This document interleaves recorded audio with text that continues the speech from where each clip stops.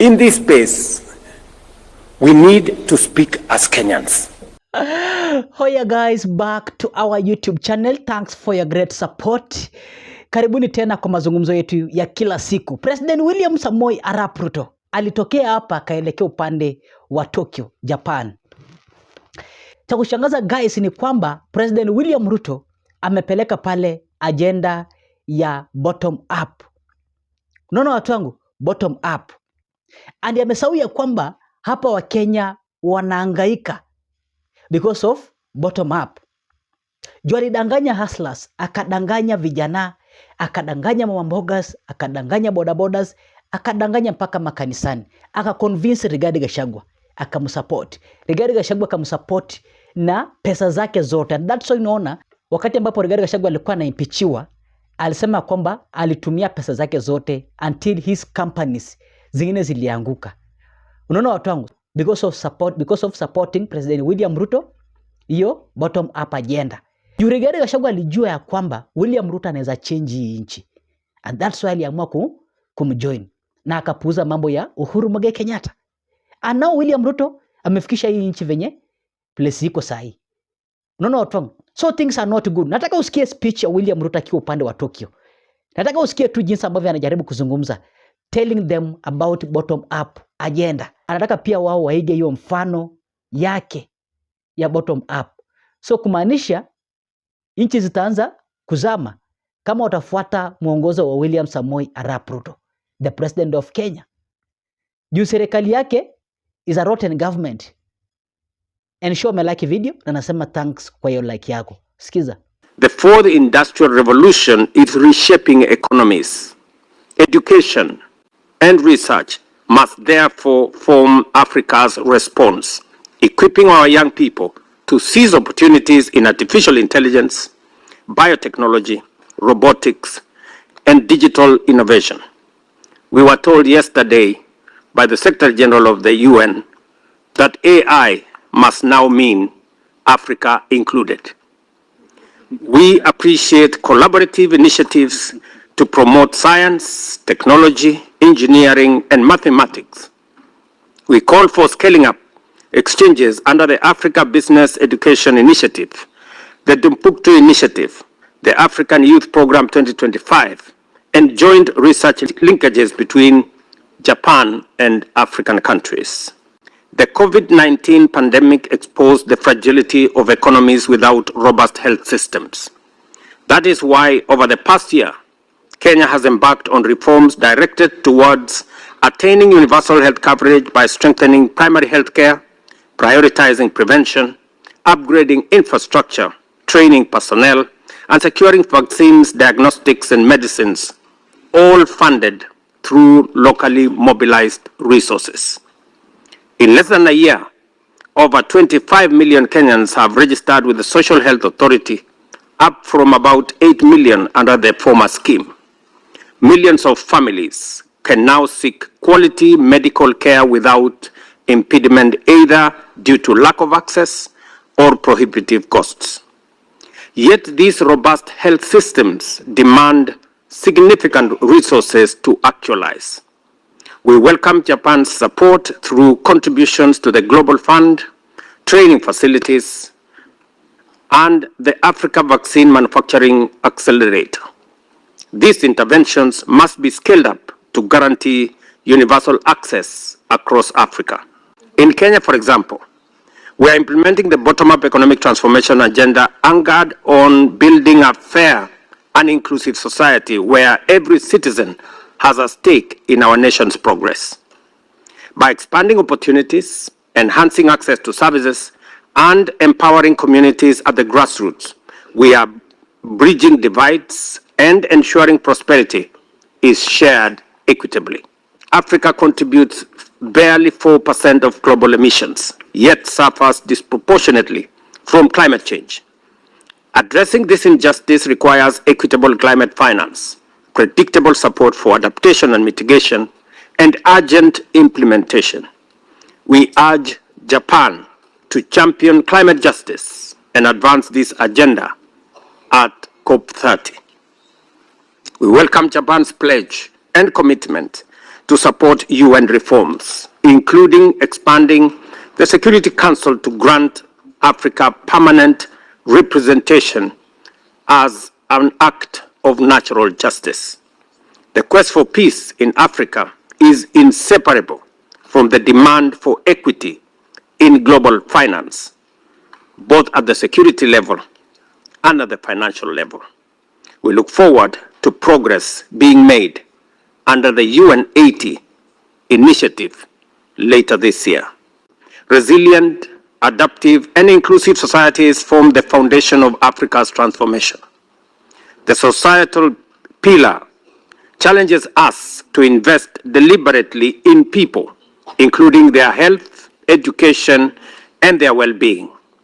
Only then can Africa unlock its vast potential through holistic human capital development.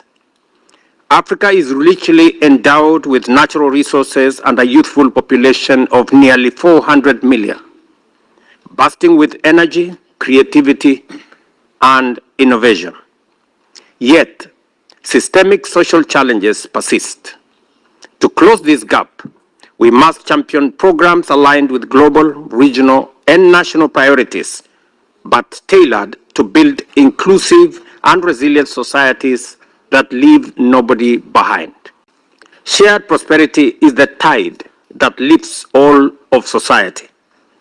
Africa's urgent challenge is to accelerate the pace of inclusive wealth creation, to eliminate poverty, create jobs, and restore dignity.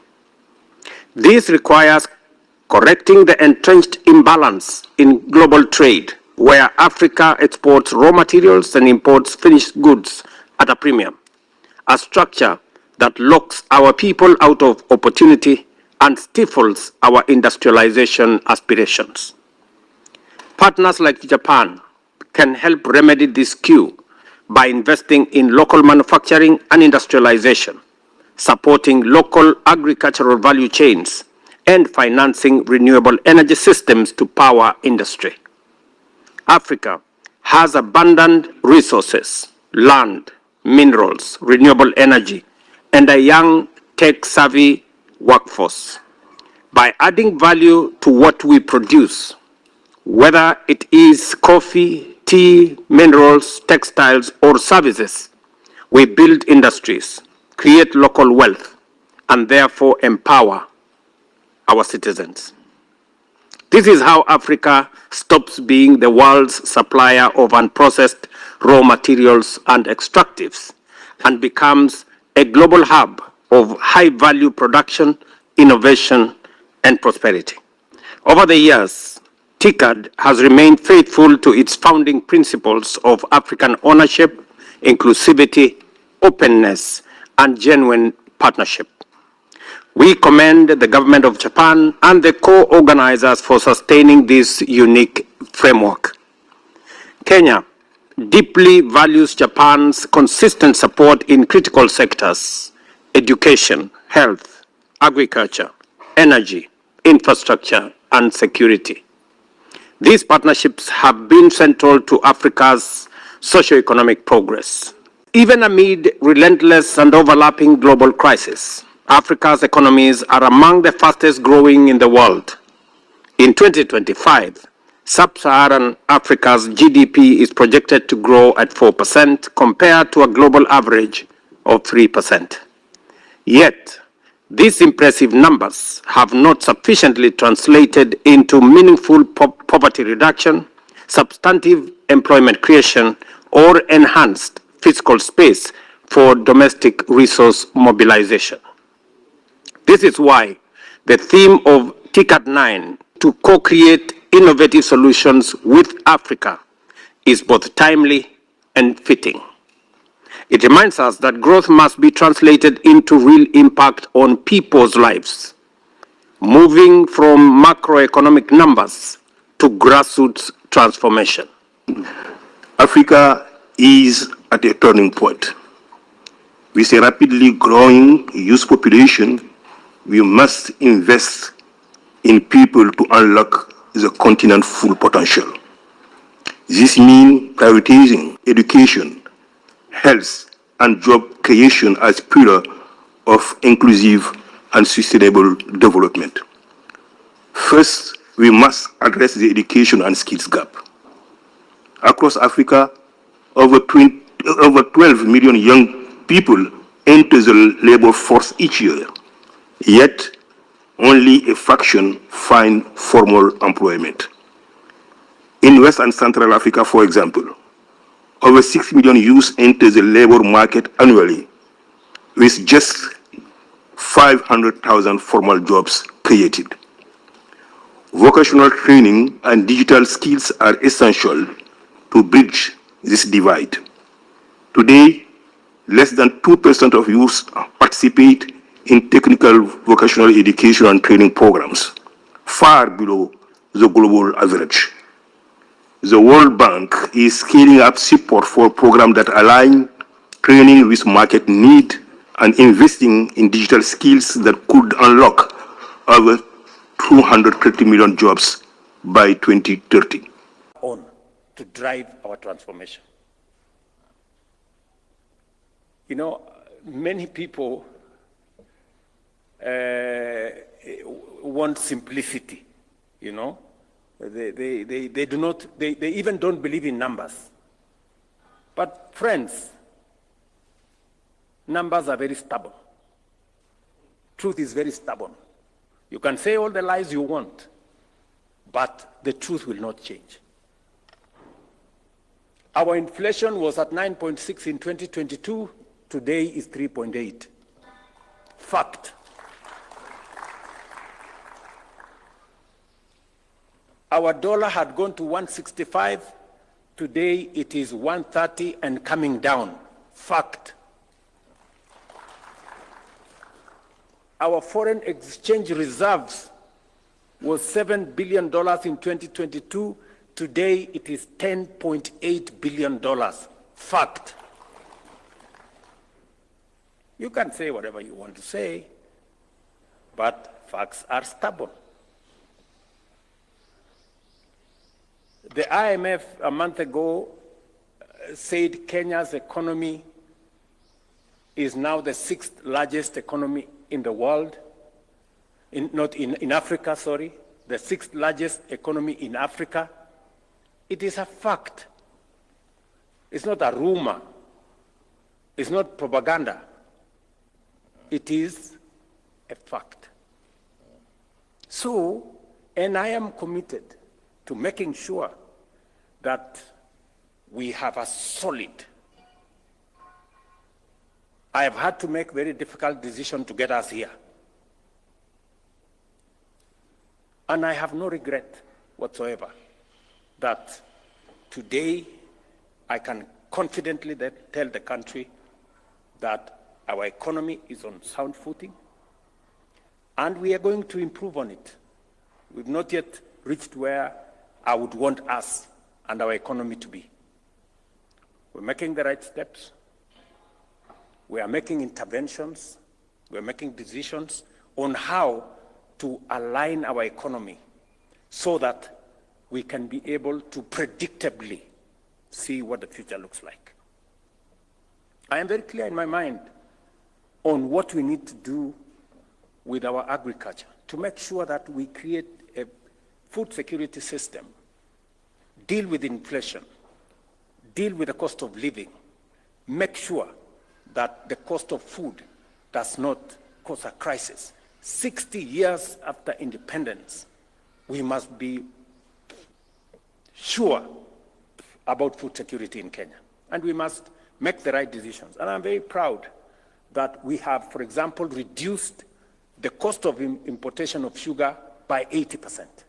We have reduced the cost of importing maize by 80%. We will shortly be a sugar exporting country because we are making the right policy decisions. We have increased our production of milk. We have increased our production of tea. We have increased our production of coffee, and we are driving productivity in the agricultural space so that we have food security and so that we can export more and create more foreign exchange. These are things that keep me awake, because it is one assignment that I have undertaken that I must do for this country. It is not always that you get an opportunity to be president. Yes, it comes once in a lifetime. So when you get that opportunity, don't waste it, right? Because I hear so many people saying, you have taken on too many assignments. You know, you should do some of these now, you should wait, you remain popular so that you can implement some of them some other time. Let me tell you, good people, the transformation of Kenya has delayed for far too long. We cannot wait for a day more, or a week more, or a month more. Let's do it now and transform our country. Let the others, we can pick up the others as we go. Are we together? So I am very clear in my mind, and that brings me to housing. I know we're discussing here about, and that is the essence of us having this meeting this morning. The housing program, not just affordable housing, because we have an array, we have a whole stock of social housing. We have a whole stock of affordable housing.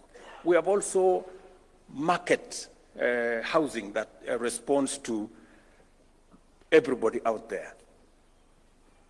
This whole housing program, yes, is about housing, is about dignity, is about making sure that we eliminate slums, is about making sure that citizens live in decent